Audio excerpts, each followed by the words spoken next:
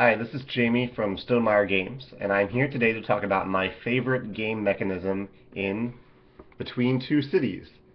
This is a prototype box because we are actually going Kickstarter on February 25th, 2015 to raise money and raise awareness and see if there's demand for and build a community around Between Two Cities, which is a game designed by Ben Rossett and Matthew O'Malley that we, Stonemaier Games, are hoping to publish.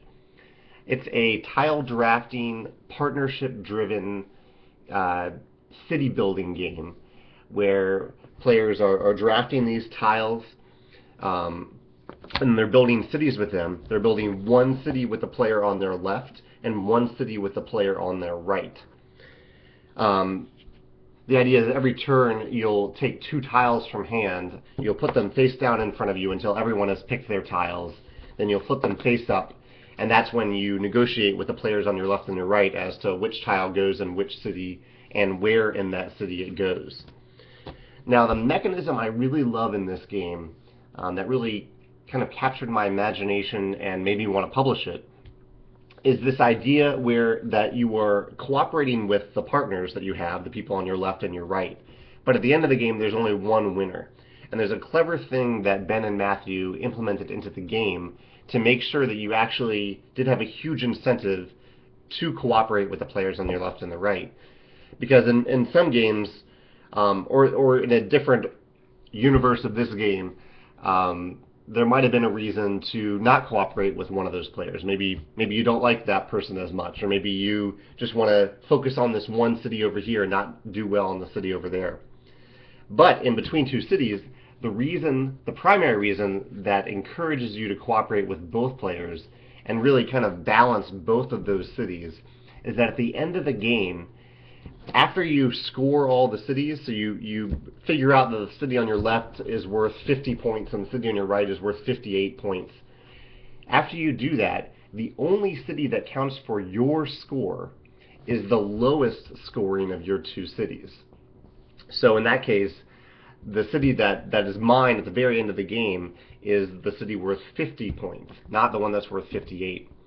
And so the player to my left who has that city, the 50-point city, he might have another city on his left that's worth only 45 points.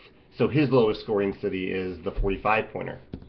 Now say at the end of the game, the 50-point city is the highest scoring of the lowest scoring cities, of the cities that count. And say that the player on my left also has, say their other city is 60 points, and so they're also counting the 50-point city as their lowest scoring city, and so that's theirs. So we're kind of sharing this city, but there's only one winner. So the tiebreaker, or the first tiebreaker, is the other city that you built. So you still have a reason to build a really awesome city on your other side, because tiebreakers do happen in this game. And then there's another series of tiebreakers that make sure that there's only one winner. But I really love this mechanism that there's a huge reason to cooperate and think creatively with both players on your left and your right. There's often an interesting negotiation that happens between those two players. Maybe both of them want a certain tile to complete a set, or they want another house tile in their city to do better, but you have to make sure that you balance the two, or you're not going to win. I really love this mechanism, and I'm excited to share it with everyone on Kickstarter on February 25th. I look forward to hearing your thoughts about it. And actually, I usually try to talk about other games that use similar mechanisms. The only game that I'm aware of that uses a mechanism that's anywhere close to this is a game that's not at all related to city building. It's a game called La Boca.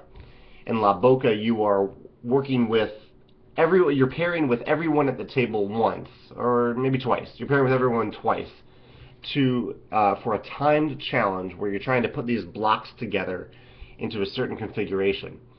And when you do that, you score points based on how quickly you can do it. You have to work with your partner.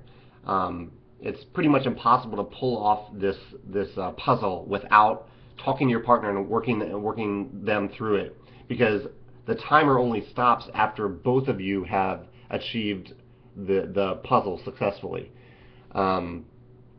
And so in La Boca, there's a huge reason to work with all these partners that you have throughout the game. But at the end of the game, there's only one winner. Whoever has the highest score at that point based on all of these little pairings wins the game. And actually, when I played La Boca for the first time at Geekway to the West in St. Louis last May, and I really loved that mechanism because it feels good to cooperate with people, but it also feels good to win. So it has the combination of those two things. And so I think in the back of my mind, I was hoping for another game that would come along with that mechanism. And fortunately, at Gen Con last year, Ben and Matthew introduced me to Between Two Cities. So anyway, yeah, it's on Kickstarter soon. Hopefully, we'll be able to make the game so that you all can experience this cooperative, partnership, competitive game. And yeah, I look forward to hearing your thoughts if you have any other suggestions of other games that use a similar mechanism. Thanks.